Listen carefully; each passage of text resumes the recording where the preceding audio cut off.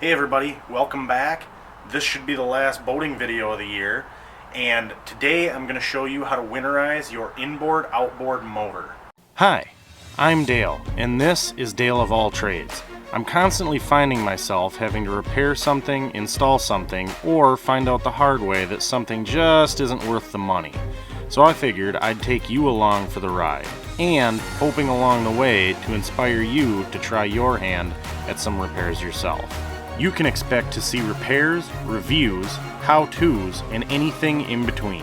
A special thanks to anyone who has already subscribed. Please consider subscribing. The more the merrier in this journey. So let's figure out what's going on now and get to it.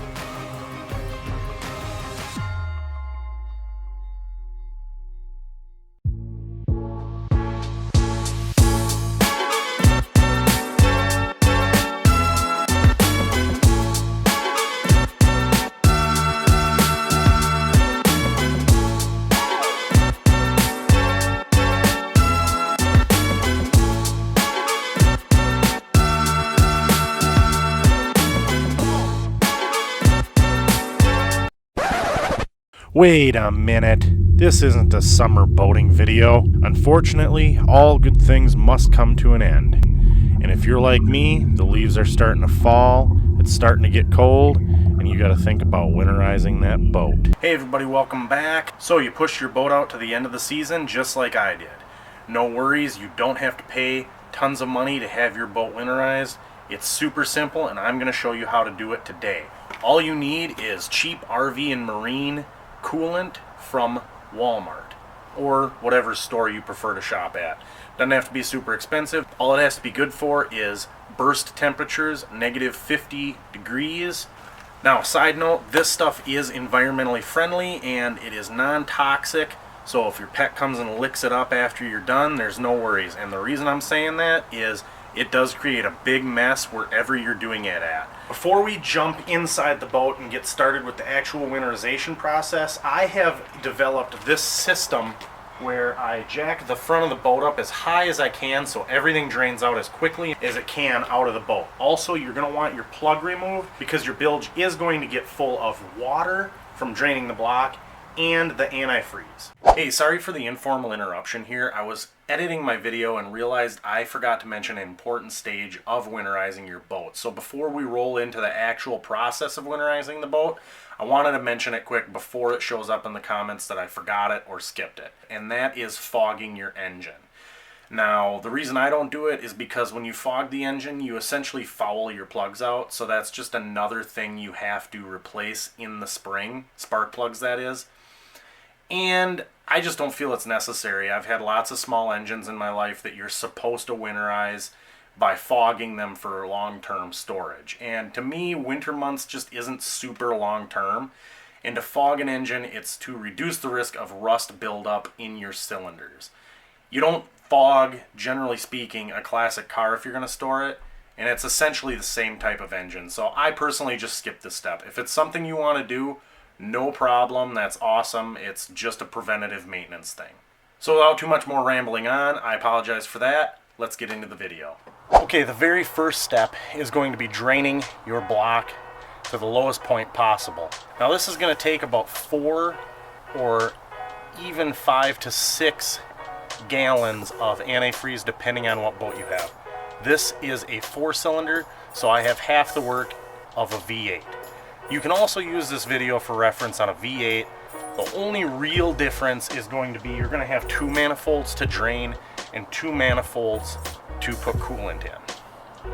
Otherwise, the process is pretty much the same. And putting coolant in the block is not the only thing you want to do to winterize your boat properly. You also have to do some work on the Outdrive. So stick around, watch it to the end. Without further ado, let's get this thing started and done. Okay, I'm going to try my best to show you where the drain plugs are located on this.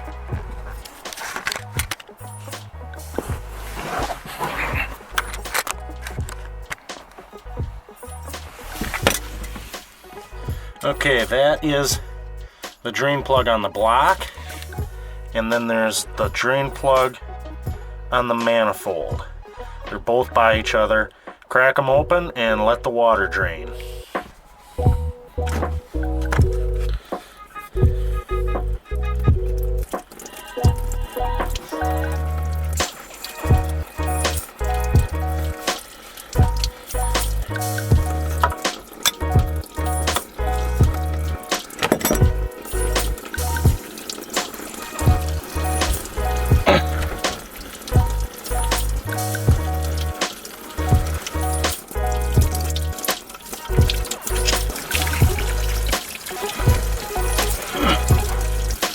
Okay, while the engine is draining water, or after it's done draining water, go ahead and loosen and slide these hose clamps out of the way.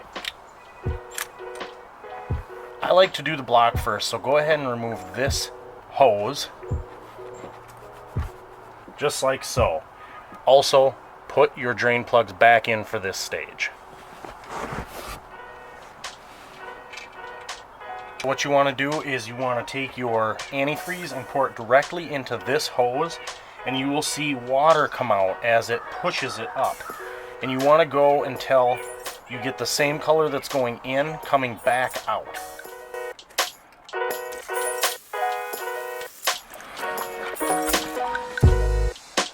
There's one.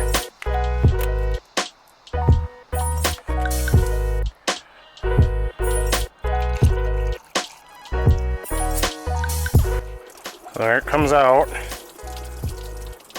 Pour a little slower, create less of a mess. I like to use an entire second gallon to ensure that there is no water left in there, so that you get that full negative 50-degree protection.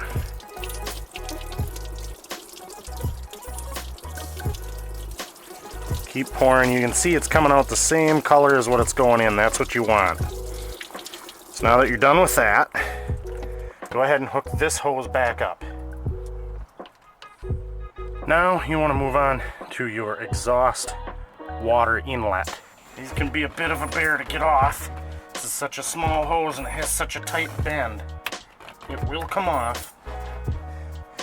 And if for some reason it fights you, you can take this second hose clamp off, and you can do this process with a funnel. It's not that big of a deal. Now this process is a little different as far as being able to see what's going on. So you want to fill it just like you would the engine block, but it's going to come out the back of the boat once it's full. You'll be able to hear it pouring out the back, but I will move the camera back there so you can see what it looks like.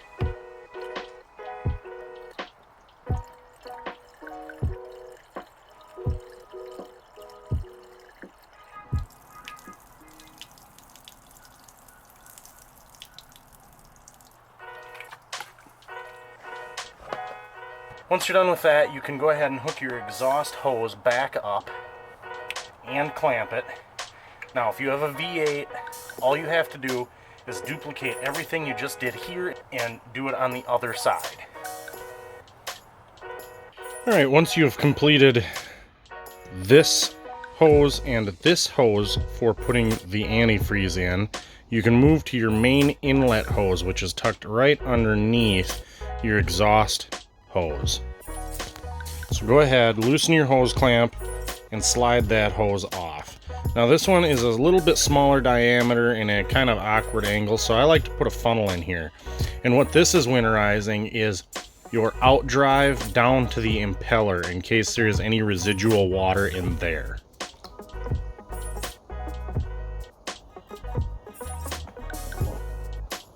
Okay, at this point you could be totally done with the antifreeze portion of winterizing. Some people prefer to leave the block totally full with antifreeze just as it sits now. I'm going to re-drain it at those drain locations because you'll still have full protection. But if it were to freeze, you're going to have room for that water to expand hopefully up and not out, creating a crack in the block or the manifold. That's how I'm going to do it this year, and I've seen people do it both ways and never have an issue. So let me know in the comments below which way you prefer to do it. So before moving on to the back, I'm going to take a second, pull these plugs, drain it again, and then I will see you at the back of the boat. Alright, this is one of the final must-do steps of winterizing your boat, and this is one that I think a lot of people may overlook, especially if you're new to owning a boat and don't know much about winterizing in the first place. And that is the Outdrive. The biggest thing with this is the gear lube. And the reason is if you have any seals on your Outdrive that may be just a little leaky, yes, they may leak out, but if they leak out, they also leak in it. So what you want to do is you want to drain your gear lube before storing it for the winter. The first step to this is lower your Outdrive as far down as you can so it's as perfectly straight as possible. And that looks just like this. You want to get this as low as possible, actually just a hair up, because your drain plug is going to be right back here. So it should go straight down from your vent hole to your drain hole. So the next step is removing this and that.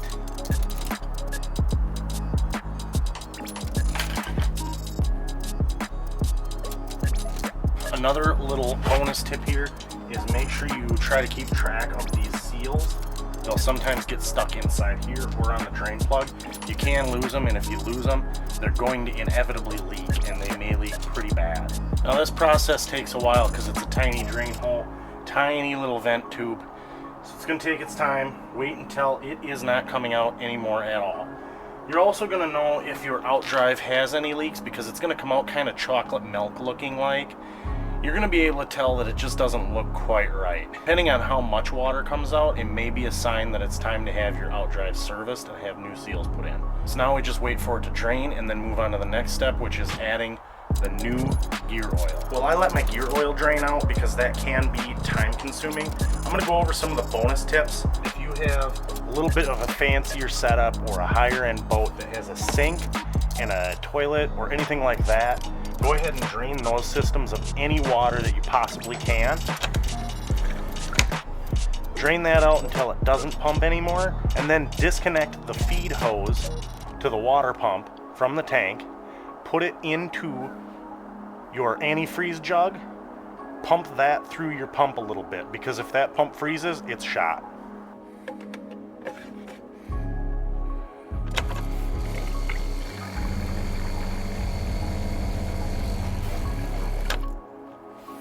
If you have a porta potty, drain the entire porta potty system, give it a good cleaning, and then I really highly recommend putting that inside also as storage, unless you want to go through some sort of a winterizing procedure on that. But I find it far more easier to just find a safe place inside the house where it's going to stay warm, and I just store it for the winter.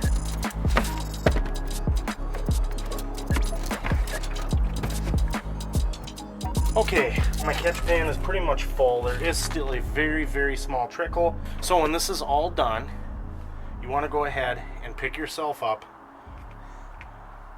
some Quicksilver or whatever brand you prefer, straight 90 weight gear oil. You're going to also need this pump. You're going to need about 2 quarts. It's going to take a little less than that. So get the thread fitting that threads into your drain plug. Go ahead and thread it in, and then start pumping, and it'll come out of this vent up here. Thread it in just like that, and start pumping. Now I'm going to skip ahead until it comes out of here so you can visually see what it's like. Alright, when you see that, I give it a few more pumps to really fill it, and then shove your vent plug back in there. Just like that. That's going to ensure that it got full. Give it a little snug tight, not too tight. Okay, now this is the real tricky part. Get your drain plug ready. Unthread your feed plug. And get ready to do a quick switcheroo. Just like that.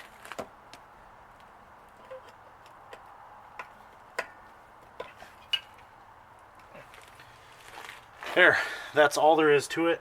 And now the nice thing is, this is done for next season already. Okay, before we wrap this video up, there is one more step to winterizing your boat, and that is adding stabilizer to your fuel. Now, even if you're using premium gas, this is not a bad idea to do this, because gas does not have quite the shelf life that it used to, and it's just another added security blanket to your winterization process. Unfortunately, I don't have a bottle to show you, but through the magic of editing, I will show it here. And the reason I don't have a bottle is because I actually added it a couple weeks ago on my last boating outing to get it through the engine and carburetor really good before storage. Alright everybody, that wraps this video up. I hope you learned something, and if you have any questions, leave them below in the comments, or if you do something a little differently, I'm always willing to learn new things. As always, please consider hitting that like button and subscribe if it helped you out, and I will see you in the next video.